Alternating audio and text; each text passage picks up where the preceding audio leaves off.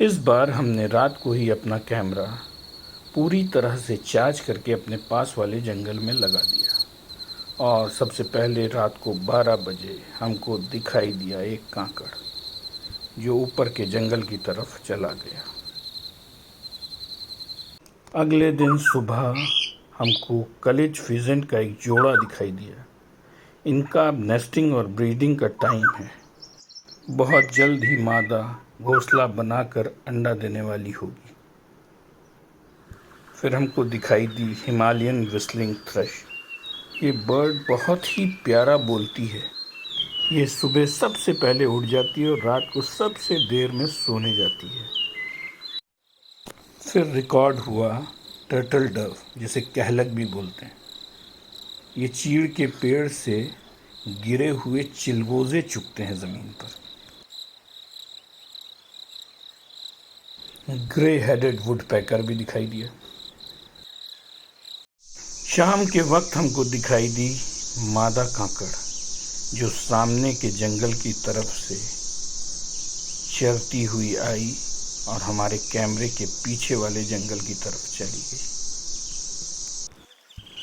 पूरी रात कोई भी रिकॉर्डिंग नहीं हुई, लेकिन सुबह के वक्त दिखाई दिया एक नर कांकड़। जब धूप आ गई तो वो आकर धूप में खड़ा हो गया। इसको भी मालूम है कि इसके लिए धूप कितनी ज़रूरी चीज़ है। और हिमालय का मौसम हमेशा ठंडा रहता है। धूप हर किसी को ही अच्छी लगती है। काफ़ी देर खड़ा रहने के बाद वो आगे वाले जंगल की तरफ चला गया।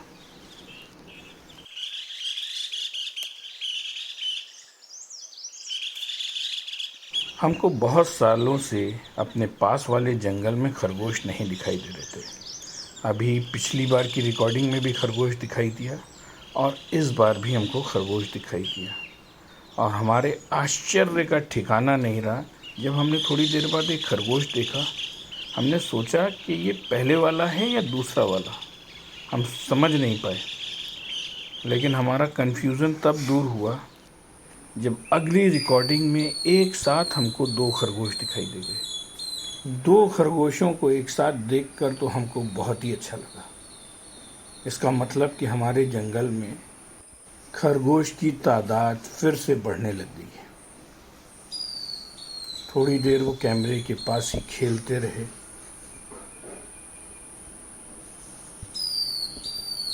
और फिर ऊपर की तरफ के जंगल को चले। 1 घंटे बाद ही दिखाई दिया हिमालय क्षेत्र का छोटा परंतु बहुत ही खतरनाक शिकारी येलो थ्रॉटेड मार्टिन। वो भी 1 नहीं 2। ये हिमालय में पाए जाने वाले किसी भी जंगली जानवर के बच्चों को अक्सर मार देते हैं। मैंने करीब 25 साल पहले इनको खरगोश को मारते हुए देखा है और करीब 15 साल पहले मैंने एक कोकलांस फिजेंट को मारते हुए देखा है। और रवि के फादर ने इनको कोई 50 साल पहले एक सांभर के बच्चे के ऊपर हमला करते हुए देखा है। ये पेड़ पर भी बहुत अच्छे से चढ़ जाते हैं। पेड़ पर चढ़ने की वजह से ही ये ज़्यादा ख़तरनाक होते हैं। अक्सर पेड़ में जिन चिड़ियों के घोंसले होते हैं उनको भी, उनके अंडों को और उनके बच्चों को खा जाते हैं।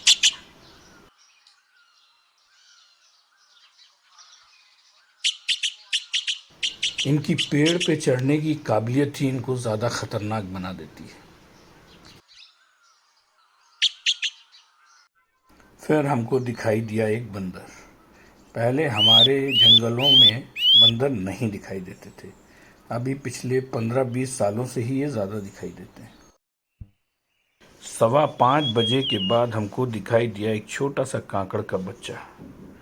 ये सोचकर हमको हैरानी हुई कि यहीं पर मार्टिन है और यहीं पर माँ अपने छोटे बच्चे को छोड़ के गई है। उसको काफ़ी खतरा है, लेकिन हो सकता है माँ को ज़्यादा अनुभव हो कि उसका बच्चा जंगल की किस जगह पर ज़्यादा सुरक्षित है।